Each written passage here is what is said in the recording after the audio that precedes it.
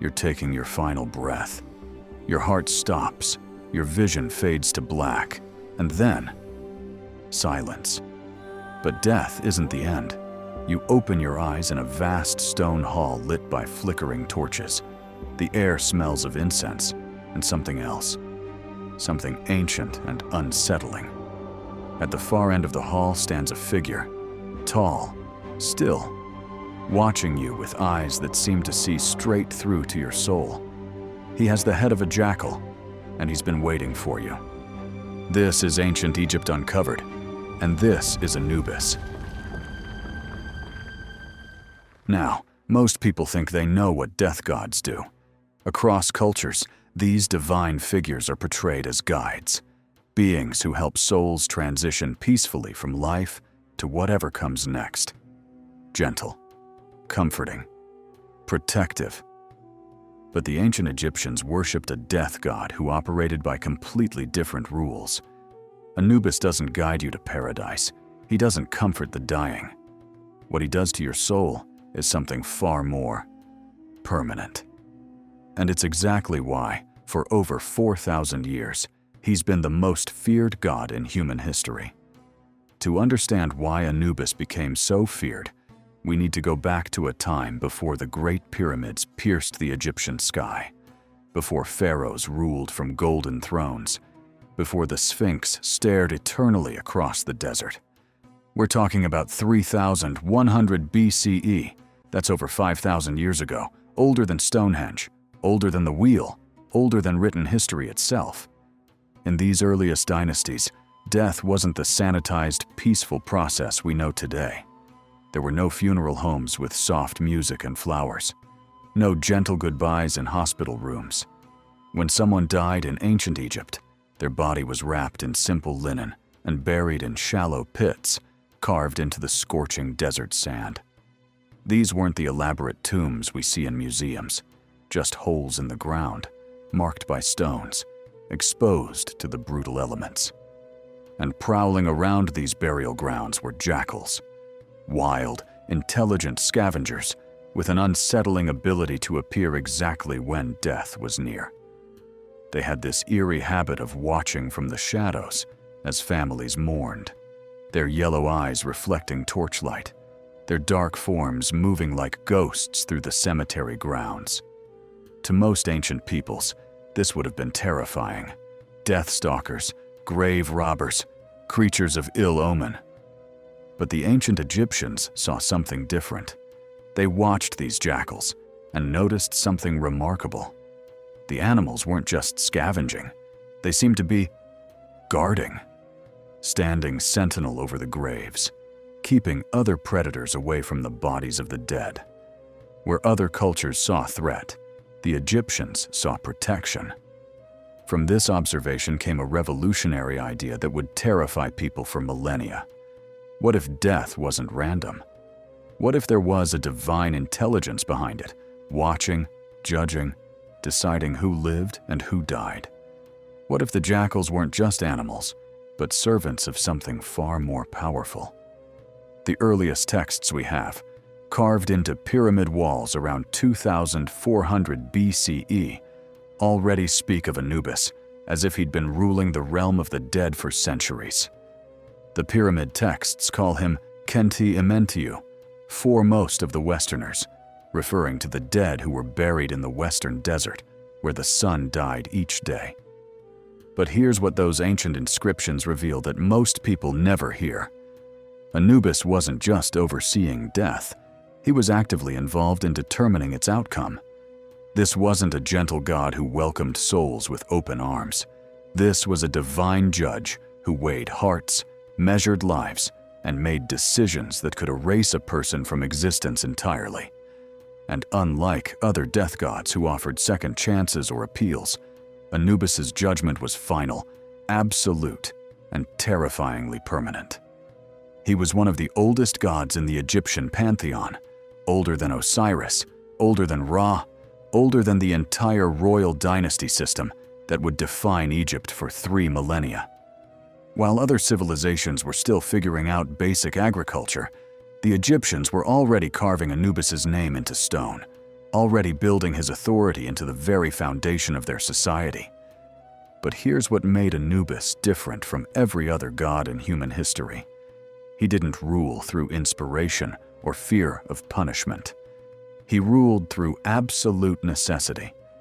Every single person who ever lived in ancient Egypt, from the mightiest pharaoh to the poorest farmer, knew they would have to face him. Not might face him, would face him. There was no escaping Anubis, no alternative path, no other option. Think about that for a moment. In America today, you can choose your religion, your beliefs about what happens after death. You can be Christian, Muslim, Jewish, Buddhist, atheist, whatever feels right to you. The ancient Egyptians had no such luxury. Anubis wasn't a belief system you could opt into or out of. He was a cosmic law, as inevitable as gravity, as unavoidable as death itself.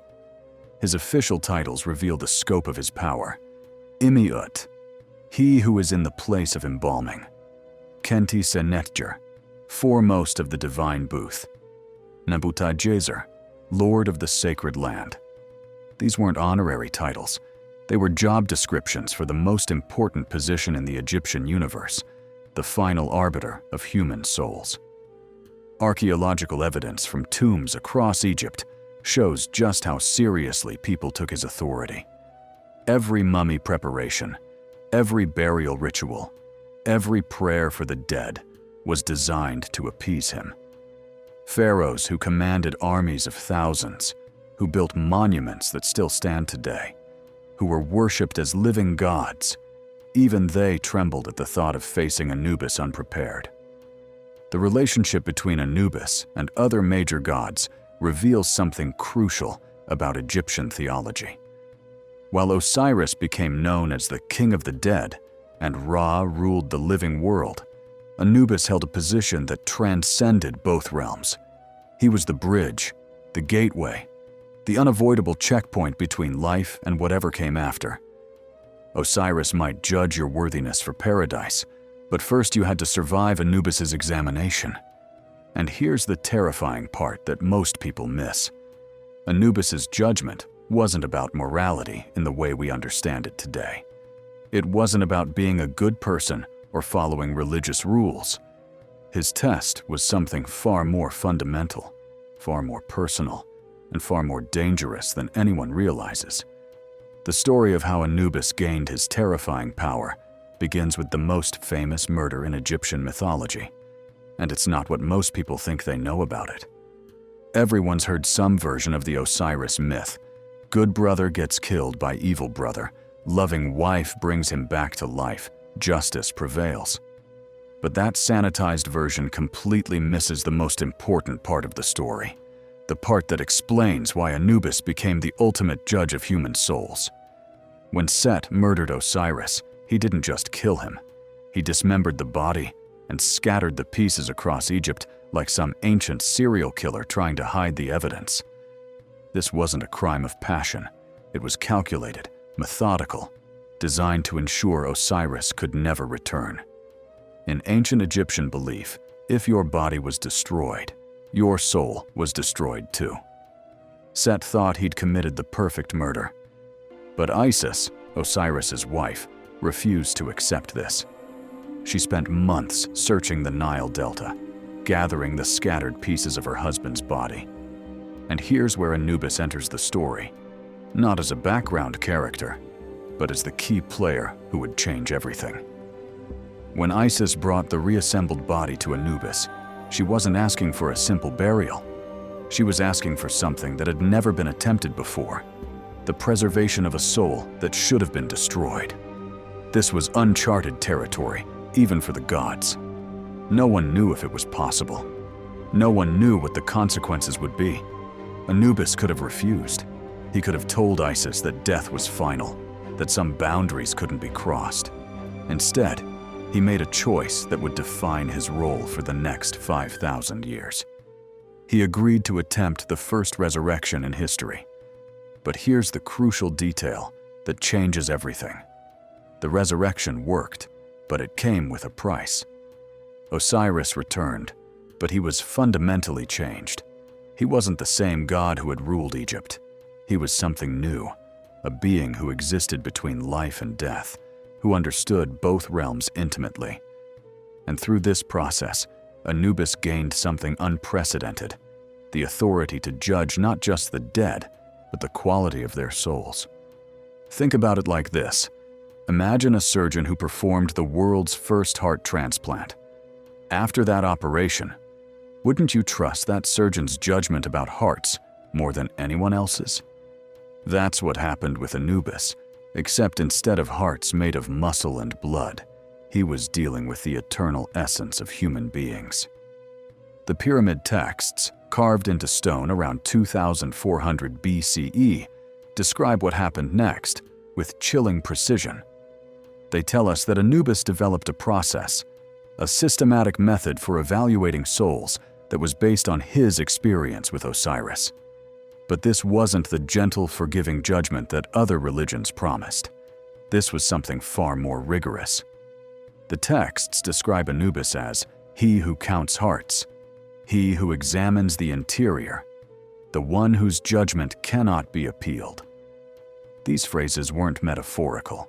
They were describing an actual procedure that every soul would undergo, a test that would determine not just where you went after death, but whether you continued to exist at all. And here's where the true horror of Anubis's power becomes clear. Unlike human judges who deal with crimes after they've been committed, Anubis was judging something much more fundamental. He was measuring the weight of your entire existence, every choice you'd made, every thought you'd harbored, every moment of your life condensed into a single, decisive evaluation. The ancient Egyptians understood this in a way that modern people can barely comprehend. They lived their entire lives knowing that someday, probably sooner than they'd like, they would stand before a god who knew them better than they knew themselves. A god who could see through every excuse, every rationalization, every lie they'd ever told, including the ones they'd told themselves. But the most terrifying aspect of Anubis's judgment wasn't the scrutiny, it was the consequences. Because while other death gods might send you to hell or purgatory, places where you still existed, where you could still think and feel and potentially redeem yourself, Anubis had a different option available. An option that was absolute, irreversible, and more final than any punishment ever conceived by human imagination. And the ancient Egyptians knew exactly what that option was, because they'd seen it happen. They'd watched souls disappear, not into torment, not into exile, but into complete and utter nothingness. As if they had never been born, never lived, never mattered at all. Every aspect of Anubis's appearance was deliberately chosen to communicate a specific message about death, and that message was far from comforting. The jackal head wasn't random symbolism. Ancient Egyptians chose this animal because jackals possessed a terrifying combination of traits. They were intelligent hunters, they appeared at moments of death, and they had an unsettling ability to watch and wait. Unlike dogs, which humans had domesticated and trusted, jackals remained wild, unpredictable, dangerous. When you saw a jackal, you knew something was about to die. But the most significant aspect of Anubis's visual representation was his color. In tomb paintings and sculptures throughout Egypt, Anubis is depicted with jet black skin, not the brown or gray of actual jackals, but pure, absolute black. This wasn't artistic license, it was theological messaging. Black represented something specific in Egyptian symbolism. The fertile silt of the Nile after the flood, yes, but also the color of decay, of transformation, of things that died and became something else entirely. When ancient Egyptians saw Anubis's black skin, they weren't thinking about renewal or rebirth. They were thinking about the moment of change itself, that terrifying instant when life became death, when the familiar became unknown. His name carries equal weight. Anubis comes from the Greek translation, but the original Egyptian was Inpu, a word that linguists connect to the concept of decay, of royal child, and crucially, of to wrap. Not the gentle wrapping of a gift, but the binding preparation of something that would never unwrap again. The tools he carried told the complete story. The scepter represented dominion, not over a kingdom you could escape, but over the one destination every human would reach. The Ankh symbolized life, but in Anubis's hands, it became something more ominous, the power to grant or deny continued existence. Even his posture in ancient art was calculated to unsettle. Unlike other gods who were depicted in active poses, Ra sailing across the sky, Horus soaring as a falcon, Isis spreading protective wings, Anubis was almost always shown standing perfectly still, waiting, watching. Patient as only something eternal could be patient. This wasn't the imagery of a helper or guide. This was the visual language of an ultimate authority, one whose judgment you couldn't avoid, couldn't appeal, and couldn't survive if you failed. Anubis didn't disappear when the last Egyptian temple closed. He evolved, adapted, and found new ways to terrify people in the modern world. Walk into any American courtroom today, and you'll see his influence everywhere. The judge sitting elevated above everyone else, weighing evidence, making decisions that can destroy lives with absolute finality. The scales of justice aren't just symbolic, they're a direct descendant of Anubis's weighing ceremony. That blindfolded figure of justice holding scales? She's performing the same function Anubis performed 5,000 years ago, determining who deserves to continue existing in society and who gets erased from it. But the modern version is actually more terrifying than the original. At least Anubis judged you after death, when the stakes were your soul's eternal fate. Today's judgment systems evaluate you while you're still alive, still trying to build a life, still hoping for redemption. A criminal record follows you forever. A bad credit score locks you out of housing, employment, opportunity. Social media preserves every mistake, every poor decision, every moment of weakness for permanent public review. The tech industry has essentially digitized Anubis's role. Algorithms now weigh your digital heart against the feather of acceptable behavior. Post the wrong thing, get canceled. Make the wrong financial decision, get blacklisted by banks. Drive the wrong way, get tracked by GPS and ticketed automatically. These systems don't care about your intentions, your circumstances, or your potential for growth. They simply measure, weigh, and decide your fate with the same cold precision Anubis brought to the afterlife. And just like ancient Egyptians lived their entire lives knowing they would face Anubis, modern Americans live knowing they're constantly being evaluated, scored, and judged by systems they can't see or fully understand. Your credit score, your social media footprint, your search history, your purchase patterns, all of it feeding into algorithms that determine whether you get approved for loans, jobs, relationships, opportunities. The psychological impact is identical. That gnawing awareness that somewhere, somehow, something is keeping track. Something is watching.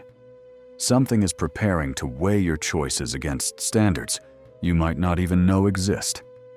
Perhaps most unsettling is how we've internalized this judgment. Social media has turned us all into amateur versions of Anubis, constantly weighing and measuring each other's worth based on posts, photos, opinions, associations. We've created a world where everyone is simultaneously judge and defendant, where the threat of social erasure, being canceled, blocked, unfriended, or simply ignored, carries the same existential terror that ancient Egyptians felt when they imagined failing Anubis's test.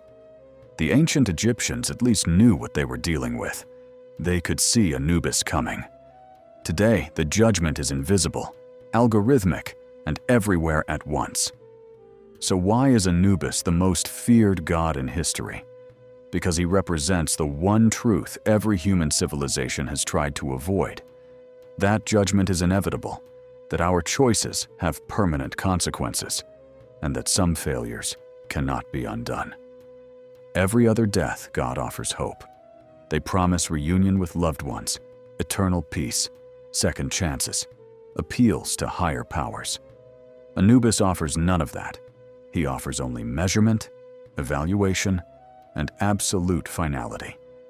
In a world desperate for mercy, he provides only justice. And he's still here, still weighing, still watching. Every time you feel that creeping anxiety about being judged by your boss, your peers, your family, by strangers on the internet, you're feeling the same primal fear that kept ancient Egyptians awake at night. That sense that somewhere, somehow, something is keeping score. That someday, all your choices will be measured against a standard you might not even understand. The ancient Egyptians built an entire civilization around preparing for that moment of judgment.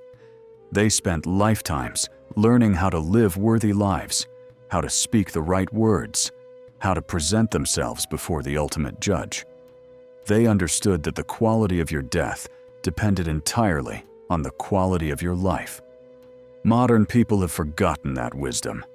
We live as if Judgment Day will never come, as if our choices don't echo into eternity, as if Anubis isn't still standing at the threshold between existence and oblivion. But speaking of gods who judge the dead, there's one figure even more terrifying than Anubis, a deity whose judgment doesn't wait until after death, but strikes down the wicked while they're still breathing. Click here to discover why Set became known as the destroyer of souls, and why even other gods feared to speak his name.